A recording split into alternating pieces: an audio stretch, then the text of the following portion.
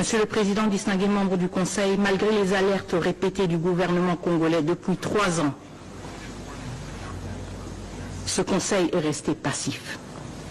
Ce Conseil ne peut se contenter de déclarations de préoccupation ou de rester simplement saisi de la question. Son mandat, son devoir est de protéger la paix et la sécurité internationale, de défendre la vie humaine sans distinction d'origine, de race, de religion ou de genre. Ce Conseil est le garant de l'espoir et de la foi en des jours meilleurs, des jours de paix, de développement et de prospérité.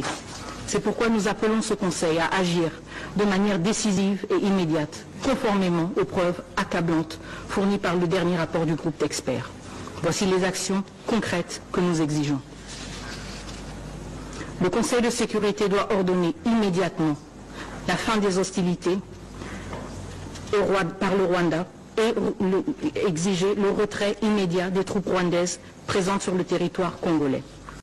Le Conseil de sécurité doit imposer des sanctions ciblées, incluant le gel des avoirs et l'interdiction de voyager, non seulement contre les membres identifiés de la chaîne de commandement des forces armées rwandaises, mais aussi contre les décideurs politiques responsables de cette agression.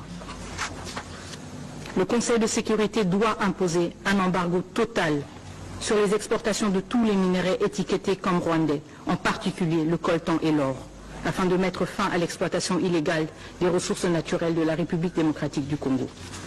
Le Conseil de sécurité doit révoquer immédiatement le statut du Rwanda en tant que contributeur de troupes aux missions de paix des Nations Unies. Il est inconcevable que ce même pays qui contribue aux missions de la paix des Nations Unies est celui qui participe maintenant, activement, directement, aux attaques contre des soldats de la paix. Le Conseil de sécurité, finalement, doit instaurer un régime de notification systématique pour toute vente et transfert d'armes au Rwanda par les États membres ou des entités privées. Cela garantira que ces armes ne soient pas utilisées pour équiper des groupes armés sous embargo tels que le M23. Monsieur